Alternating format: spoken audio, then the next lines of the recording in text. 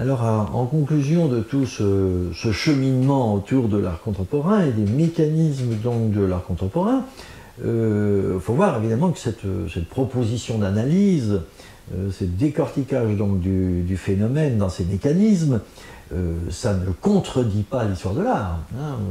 Il y a toujours une histoire de l'art à faire, à comprendre la genèse, à narrer ce qui se passe, à narrer les biographies, etc. Ça ne contredit pas non plus les classifications stylistiques, les métiers et tout ça de l'histoire de l'art.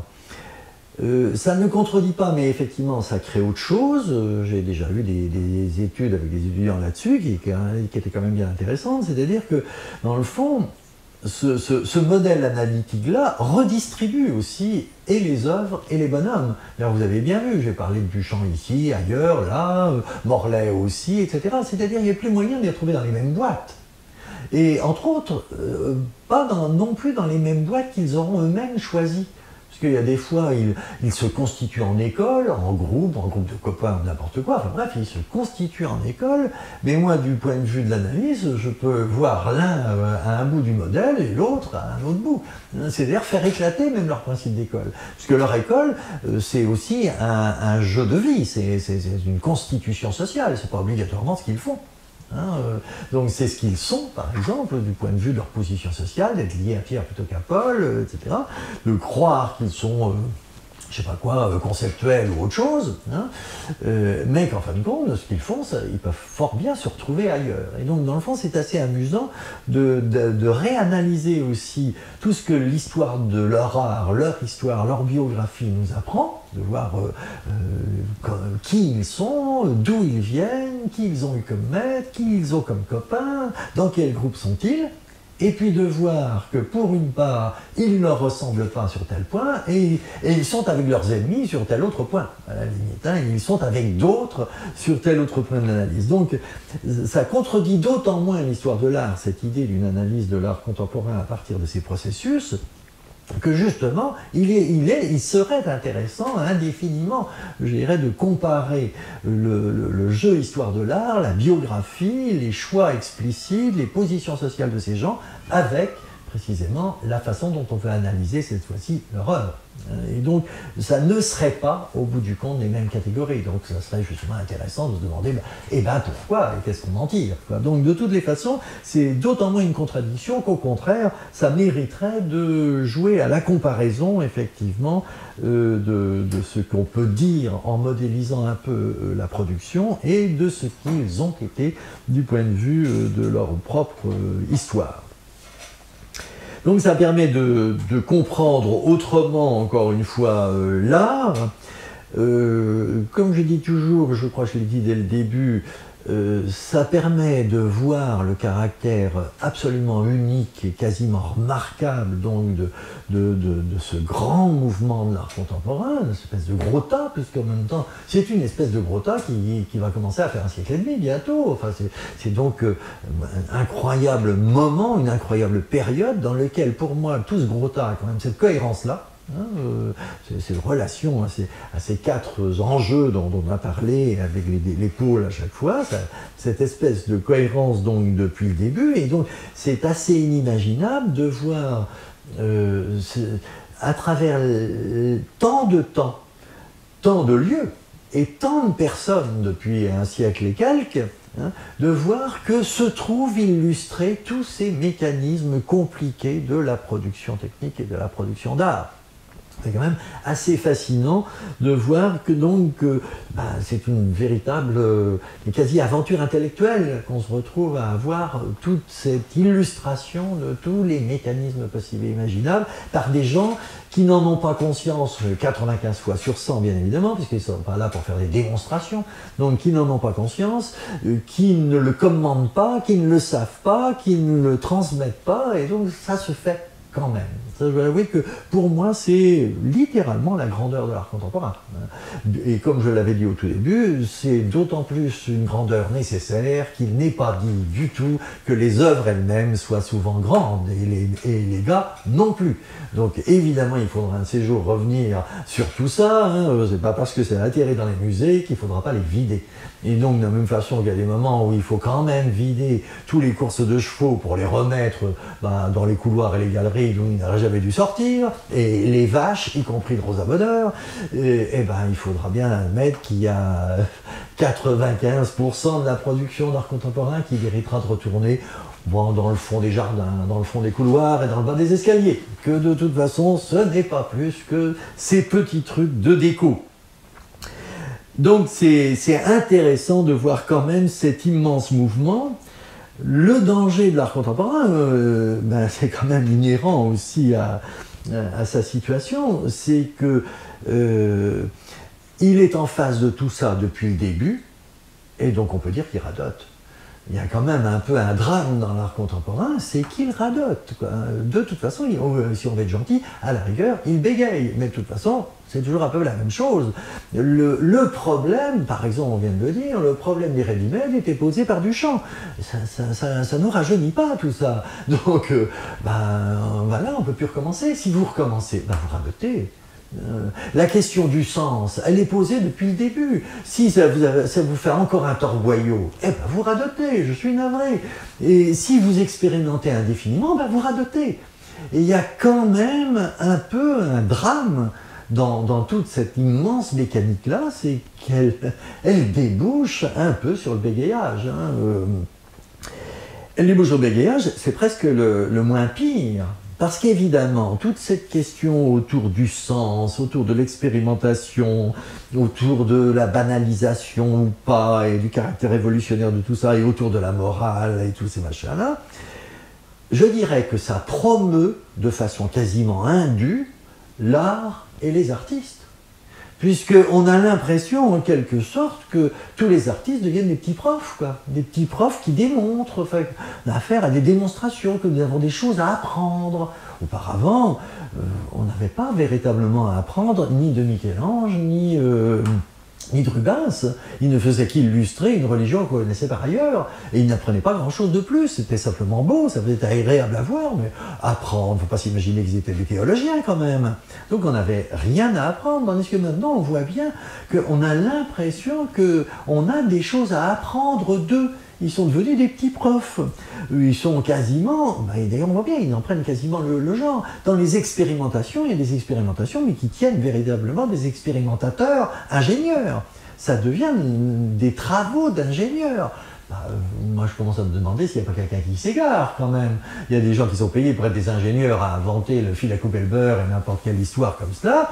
Je ne vois pas ce que viennent faire les artistes contemporains à jouer au petit ingénieur sans peine. On n'est quand même pas au cadeau de Noël à avoir le petit atelier pour adolescents. Donc, il y a quand même, là aussi, un rôle qui s'outrepasse.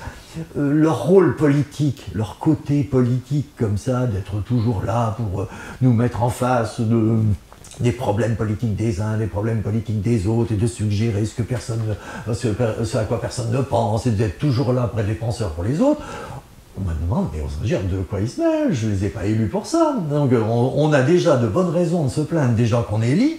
Moi, je vois autant de raisons de se plaindre des gens que je n'ai pas élus, et qui ont l'air quand même censément d'être la conscience politique du monde. Je pense qu'il y a quand même un égarement. Les autres n'étaient pas des dénonciateurs à tout instant des malheurs du monde. Ils le constataient à la rigueur, mais ils ne le dénonçaient pas. Et donc, il y a une espèce de rôle politique de l'art qui est aussi une espèce de disproportion considérable, et pareil, de rôle moral donc de l'art, où on a l'impression qu'effectivement c'est eux les juges et eux les arbitres de tout ce qu'on doit considérer comme important, y compris lorsqu'on trouve ça laid et sans intérêt. On a tort, parce que c'est eux qui ont dit que c'était important et quasiment beau, donc, et que le beau n'a plus le droit de le trouver non plus. Donc où va-t-on, quoi? Il y a effectivement quand même une situation, mais on a l'impression qu'on est emprisonné, je dirais, par le monde des petits profs qu'ils sont, par le monde des petits ingénieurs qu'ils sont, par le monde des petits politiciens qu'ils sont, et par le monde des petits moralistes qu'ils sont. Eh ben, je trouve que c'est quand même assez bizarre, vu qu'ils ne sont rien de tout ça. Parce que quand même, la tradition, c'était simplement qu'ils étaient des faiseurs. Et donc, ils se mettent à avoir une espèce d'aura de la totalité des rôles qu'on peut avoir dans un monde social et qui me semble quand même un peu outrepasser leur pouvoir. Et évidemment, il y a un positionnement de l'art contemporain, de tous ces points de vue-là, de tous ces points de vue moraux, ils peuvent tout, et aucune église ne pourra rien contre eux. On a l'impression d'une parole biblique. Donc, aucune église, aucun État ne peut se permettre d'aller contre eux, aucun enseignement ne peut dire autre chose que ce qu'ils disent. Enfin, mais où va-t-on dans cette espèce de paranoïa, effectivement, du monde contemporain? Alors, c'est sûr que c'est quasiment scandaleux, comme prise de pouvoir, parce qu'objectivement, c'en est une. Hein. Donc, c'est quand même quasiment scandaleux, c'est monstrueux, parce qu'effectivement, je n'ai pas tellement de moyens de réagir, donc il nous en sert d'une certaine façon. Mais là aussi, il faut voir que c'est de notre faute.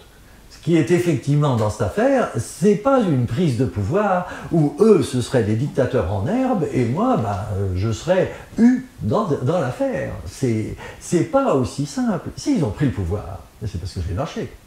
Et donc, dans le fond, c'est parce qu'évidemment, il y a une espèce de jeu, et ça, c'est en ça que l'art contemporain est bien contemporain. On retrouve quand même le problème, cette fois-ci général. J'avais dit qu'il fallait s'en abstraire, et que le mécanisme était interne à l'art contemporain. Mais en même temps, c'est pas si simple que ça. Il faut revenir quand même au monde dont ils sont, malgré tout et malgré nous. Donc, il faut bien revenir au monde, et c'est évidemment parce que dans ce monde qui est le nôtre contemporain, il y a quand même beaucoup de choses qui s'effilochent. En bien souvent, mais il faut en admettre à ce moment-là les désavantages et les pots cassés.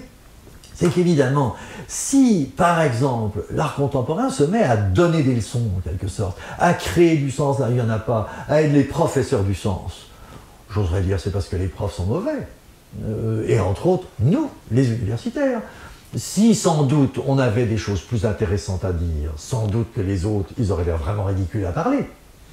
Mais comme effectivement, sans doute qu'on a un peu lâché ce qu'il y avait véritablement à comprendre dans le monde, il y en a d'autres qui s'en mêlent. Je pense qu'évidemment, il y a un retour du refoulé, et que si les arts contemporains prennent tant de place, par exemple, dans le domaine du sens, c'est parce que les spécialistes du sens l'ont abandonné, ou ne sont pas plus forts que les artistes contemporains.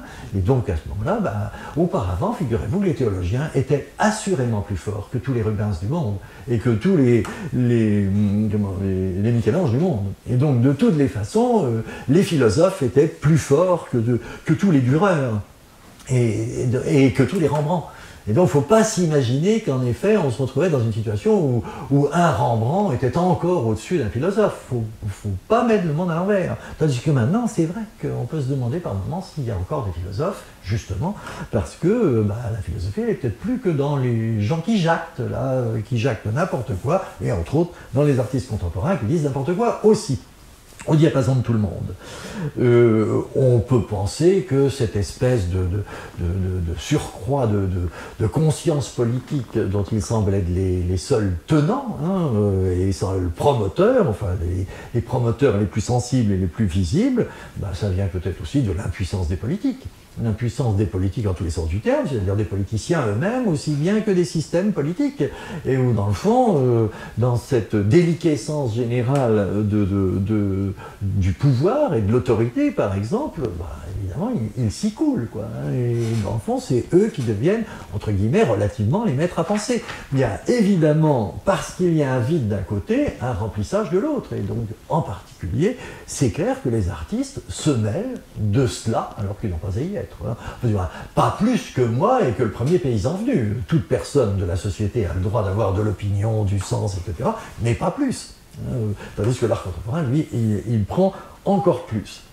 Et je penserais un peu de la même façon à propos de la question morale, que c'est sûrement dans une défection aussi de la morale, et dans une défection de la morale ou des institutions morales, par exemple de l'Église, qui passe aussi son temps soit à protéger des morales dont elle ferait bien de se débarrasser depuis longtemps, soit à oublier effectivement des morales fondamentales qu'elle n'aurait jamais dû oublier.